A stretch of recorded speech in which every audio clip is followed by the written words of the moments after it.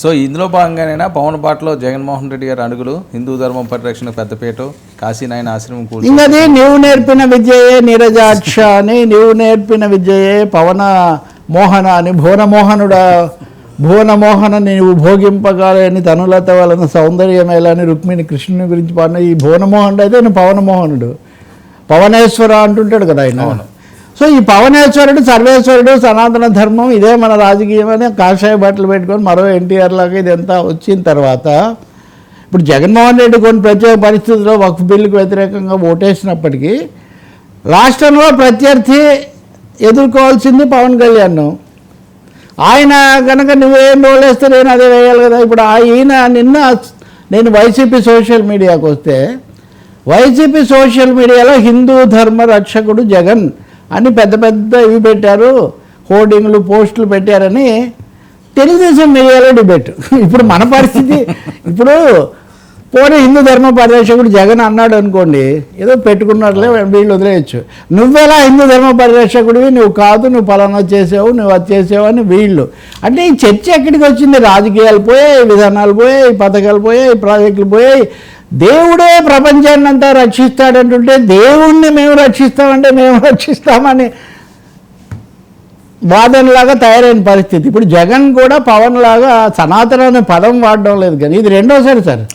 10,000 కిందట కూడా ఆయన ఒక పెద్ద ఎక్స్లో ఒక పోస్ట్ చేశాడు, మీరు అదేం చేశారు ఇదేం చేశారు, మేమున్నప్పుడు చేశాము, ఇప్పుడు విదేశాల్లో వెంకటేశ్వర ఆలయాలు కట్టాలి, మీరు కాదు మేమే స్టార్ట్ చేసాం, పలానాది మేమే శంకుస్థాపన చేసాం ఈ పద్ధతిలో. సో ఇప్పుడు ఒక సనాతన సమరం, సనాతన సంరక్షక ఏమనాలి కితాబ్ అనండి, లేకపోతే అది ఎవరు సనాతన సంరక్షక శేఖరుడో లేకపోతే శ్రేష్ఠుడో ఎవరని ఒక పెద్ద యుద్ధంలాగా తయారైంది. సో సోషల్ మీడియా దానికి కూడా ఉపయోగిస్తున్నారు, మీడియాలో దాన్ని ఏమో డిబేట్ చేస్తున్నారు. చాలా విచిత్రమైన వివాదాలు ఇవన్నీ కూడా.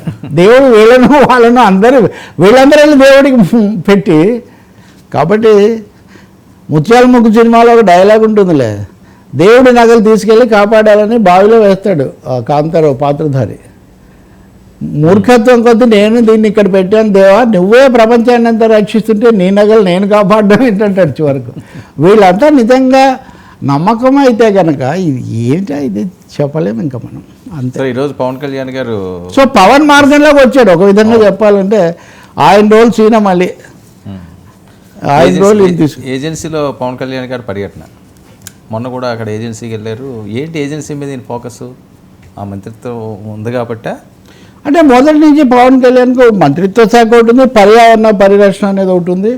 మూడోది మీరు గమనిస్తే బీజేపీ అమిత్ షా కూడా నిన్న అక్కడికి వెళ్ళాడు, ఆ అడవుల్లోకి వెళ్ళి మావోయిస్టులకు కూడా విజ్ఞప్తి చేసి ఇవన్నీ చేశారు. అడవులను రక్షిస్తాను బిడ్డలని, డోలీల మోత నివారించడానికి చేస్తానని పవన్ కళ్యాణ్ ఇదివరకు మాట ఇచ్చారు. మీకు గుర్తు చేసుకోండి, 2019లోనూ మొన్న ఎన్నికల్లోనూ ఆయన 1-2 రోజులు ఆ ఏజెన్సీ ప్రాంతాల్లో గడిపి దానికి చాలా విస్తృతమైన ప్రచారం, ఆయన అక్కడ వాళ్ళతో ముఖాముఖి ఇదంతా.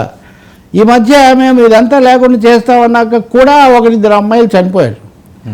డోలీల దృశ్యం అన్నది ఇప్పటికి కూడా అక్కడ కనిపిస్తుంది. మొన్న నేను చేసిన ఒక ఇంటర్వ్యూలో కూడా ఐఏఎస్ని అడిగితే అది చాలా సమస్య ఉంది, కానీ చెయ్యాలి, కనెక్టివిటీ ఇదంతా ఏం జరగడం లేదు అది. కాబట్టి పవన్ చెప్పిన 2 రోజులకే ఇక్కడ ఇలాంటి ఘటన జరిగిందని ఒక విమర్శ వచ్చింది అక్కడ. ఆయన ఇప్పుడు వెళ్ళి మరి ఏం చేస్తారు, తక్షణం ఏమి రక్షణ కల్పిస్తారు అనేది మనం చూడాల్సిందే. కానీ పరిస్థితి బాగాలేదు. ఏజెన్సీ ప్రాంతాల్లో తక్షణం చర్యలు తీసుకోవాల్సిన అవసరం మటుకు చాలా ఎక్కువగా ఉంది. ఇంకొక పెద్ద సమస్య ఏమంటే పవన్ చేయలేనిది అది కార్పొరేట్లు బాక్సింగ్ అని ఇంకోటి అని వాటిని తీసేసుకుంటున్నారు. వాటిని తీసుకున్నప్పుడు వీళ్ళు ఆశ్రయం లేకుండా పోతున్నారు. మరి ఆయన చివరికి ఏం ప్రకటనిస్తారు? ఆఖరికి వర్మ 170 అని ఒకటి ఉంటుంది కదా గిరిజన అది, వాటికి కూడా రక్షణ లేకుండా పోతుందా అన్న స్థాయిలోకి వస్తే సమస్య ఆందోళన వ్యక్తమైన తర్వాత లోకేష్ చంద్రబాబు ప్రకటన చేశారు, మేము 170కి గట్టిగా కట్టుబడి ఉన్నాం, దాన్ని మేమేమి చేయమని ఆ మాట అన్నారు. కానీ ఆ మేరకు ఇంకా ఒక శాసనమో ఒక బిల్లో ఏదో తేవాల్సినటువంటి అవసరం కూడా ఉంది.